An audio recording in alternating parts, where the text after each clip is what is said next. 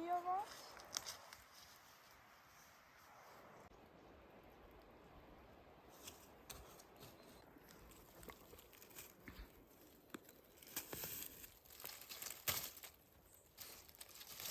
Ik zeg het je, het is een bos.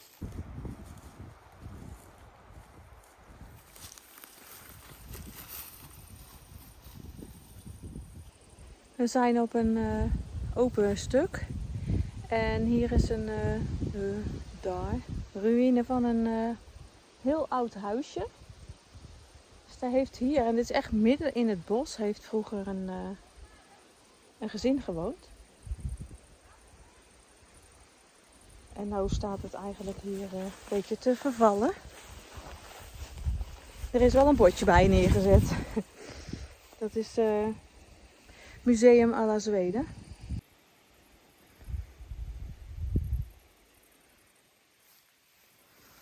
Het moet ook echt super klein geweest zijn. Ik zie daar nog wat raampjes daarbinnen. En dan gooit wat is het? Een boompje met een roos eromheen. Groeit nou binnen in het huisje. Dan heb je deze oude stenen muur.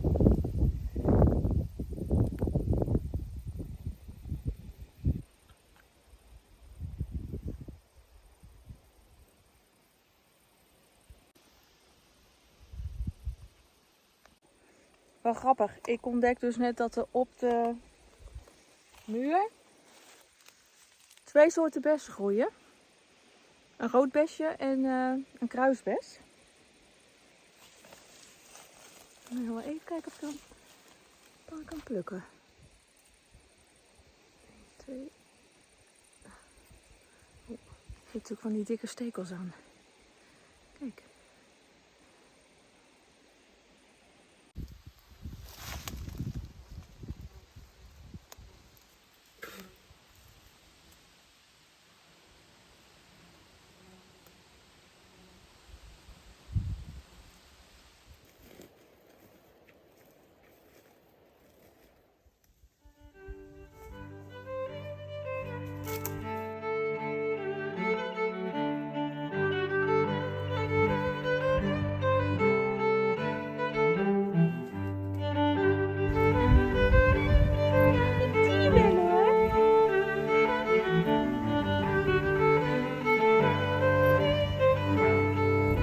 Ja, hallo.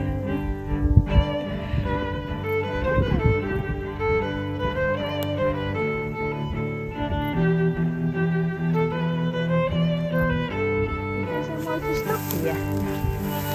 Dat is een mooi verstapje. Hallo.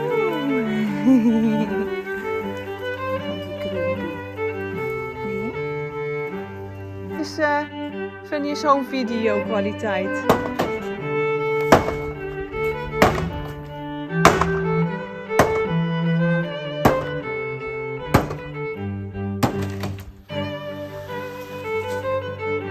Ga eronder staan.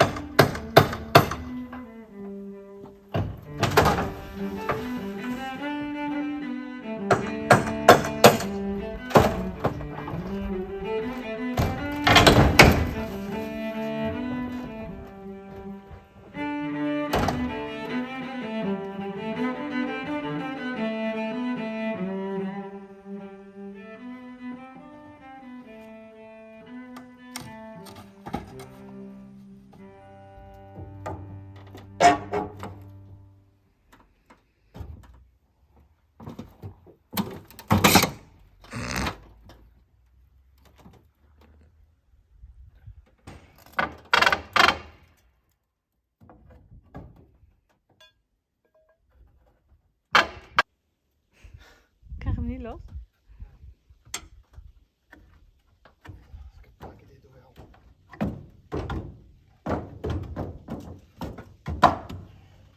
Yes. We have face. Ik heb hier op de heuvel waar de afloop is gemaakt. Dus hier achter onder deze heuvel, zit onze tank, aflooptank. En ik heb daar dus bloemenzaden met allerlei groentezaden opgezaaid. En het leuke is dus, er groeien nu overal worteltjes en vooral de radijsjes, die doen het echt supergoed. Die schieten de grond uit. En het zijn ook nog allemaal hele grote radijsjes. En ze smaken heel erg lekker. En er is eigenlijk niet tegenaan te eten. Kijk eens, zo knoepet. Dus het is gewoon leuk om zo'n plek te hebben. Zo van, nou ja, dan is het lekker groen. Ik had zoiets van, ja, leeft het wat op. Dan is dat mooi meegenomen. En anders dan maar niet. Dan is het in ieder geval groen. Zitten we niet tegen zo'n kale berg aan te kijken. Maar hij doet het eigenlijk supergoed. Dus ik ben er wel heel erg blij mee.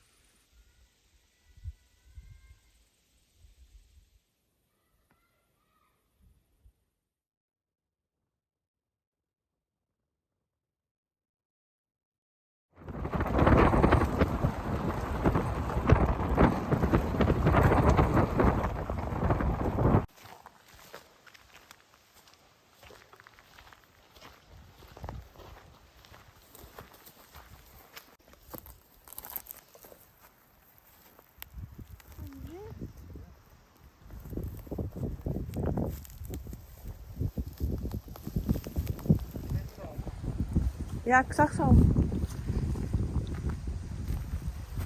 Wow. Wat is dat voor gat? Er zit iets uit ingestort of zo.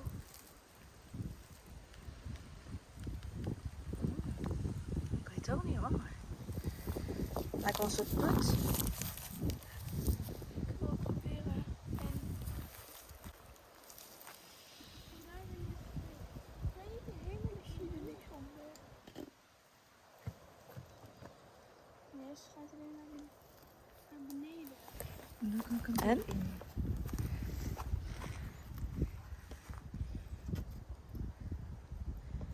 Hele grote steen. Oeh, het is wel diep. Het gaat verder eronder. Het gaat hier onderdoor. Ja. Oh, kijk.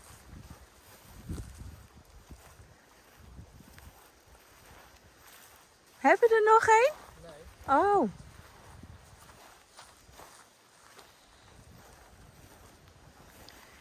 Jeetje. Ja. Moet je deze zien? Groot, hè? Lijkt wel eens uit de oertijd.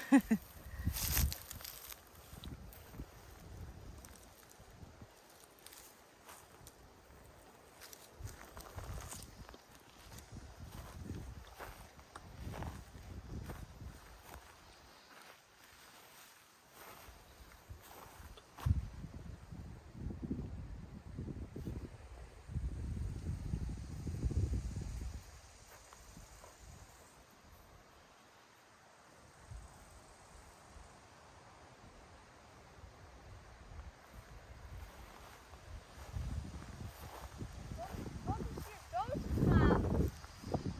Kijk, een dinosaurus of zo. Dat lijkt het erop. Nee, elanden. Het zijn allemaal elandenbotten. Wat is dat? Ballen gevonden. Ze ballen gevonden.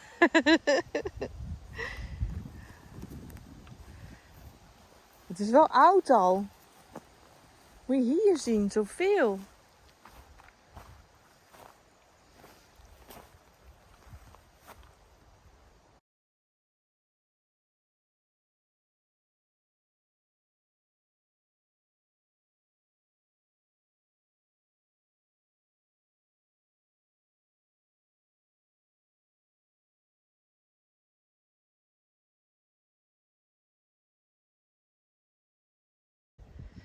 We zijn op een plek, open plek in het bos.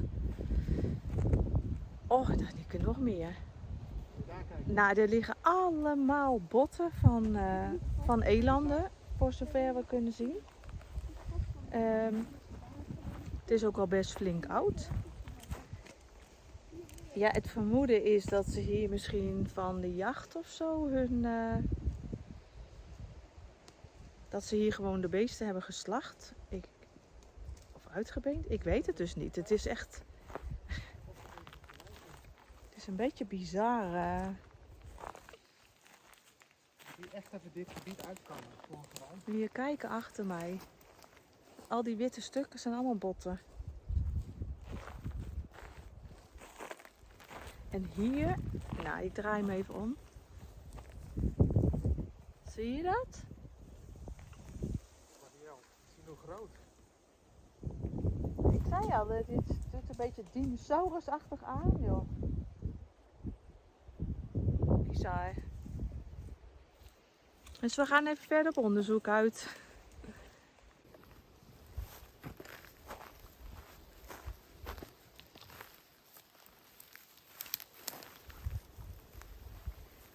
Het stopt ook gewoon niet. Ik zie daar achter bij het water ook, joh. Ja, daar ligt ook nog water. Daar moet ook even zitten.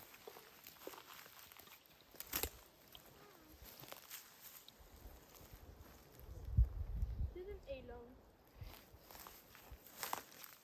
Ken je dat verhaal van de olifanten? Ja. Dat olifanten hebben zo'n plek, weet je wel, waar ze altijd naartoe gaan, waar ze sterven. Dat lijkt echt. Dus daar lijkt het bijna op. Zo'n plek. Die zijn alle beesten. Dat is heel. Ik heb een kies gevonden. Ja, dan kunnen we wel weten hoeveel. Maar Er de wel wetten. meer hoor.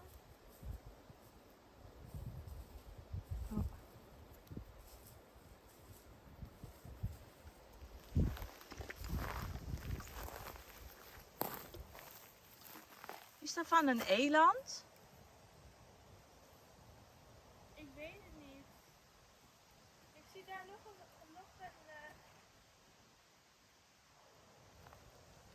Oh, daar ligt nog een schedel.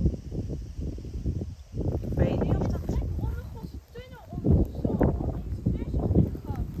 Weer zo'n gat. Nou, niet zo heel diep. Maar kijk hier zo. Hier een deel. Ik weet niet of het van elanden is. Maar kijk dit. Ja, dat is een bekkengebied, denk ik. Dat is een bekken. Kijk, ik zie daar weer een gat. Niet te vrij.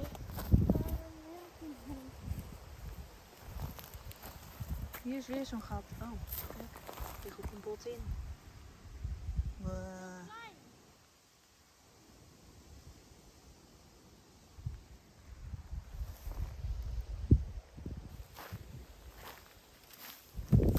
Hm? Ja, laat zien. Zo.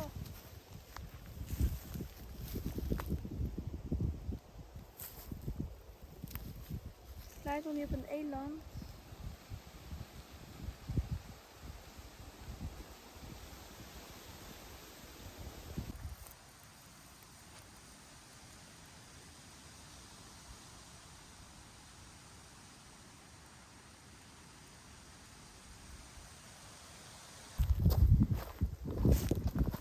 Een afgraving. Steenafgraving.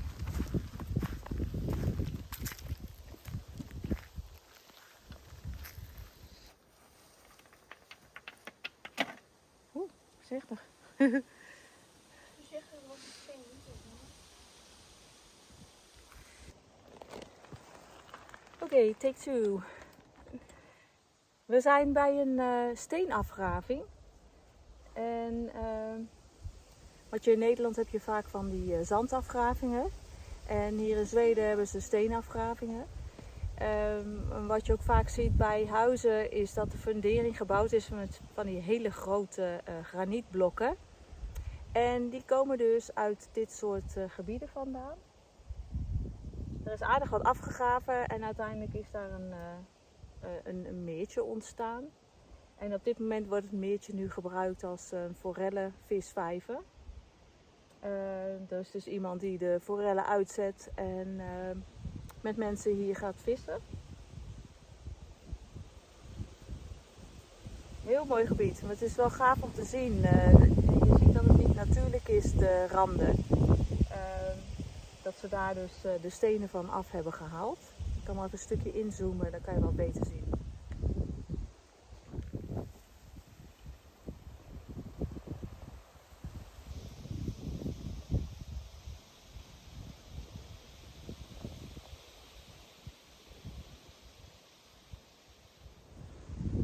Ja, maar dit was dus vlakbij de graveyard, om het maar zo te noemen. Ja, heel indrukwekkend om dat zo te zien. En ik ben er nog niet helemaal over uit wat het nou precies is. Ik ga het even opzoeken, kijken of ik soortgelijke schedels kan vinden. Als ik de kiezen zo bekeek, dan denk ik wel dat het een planteneter is. Maar we hebben ook hele kleine schedels gezien. Dit is een beetje vreemd. Normaal worden de jongen in ieder geval niet geschoten. Dus, oh, daar komt Richard aan. Ja, dus ik weet eigenlijk niet wat nou de bedoeling hiervan is geweest. Ik kan wel zien dat het heel erg oud is. Dus of het nou een illegale slachtpartij is geweest of... ja, vreemd. Jij weet het ook niet, hè? Slachters. Ja, je denkt slachters. Jagers. Jagers. Ja, maar er zitten ook kleine schedels bij. Kleine, grote varkentjes heb ik gezien. Varkens ook? Ja. Hertjes. En elanden. Veel elanden trouwens. Grote botten. Dus jij denkt dat het meerdere waren? Dat ze iedere keer als ze iets geslacht hadden, of geschoten hadden, dat ze het daar gingen slachten of zo? Ik denk dat ze dat doen, ja. Maar dit is al heel oud, hè? Ja. Ik weet het niet.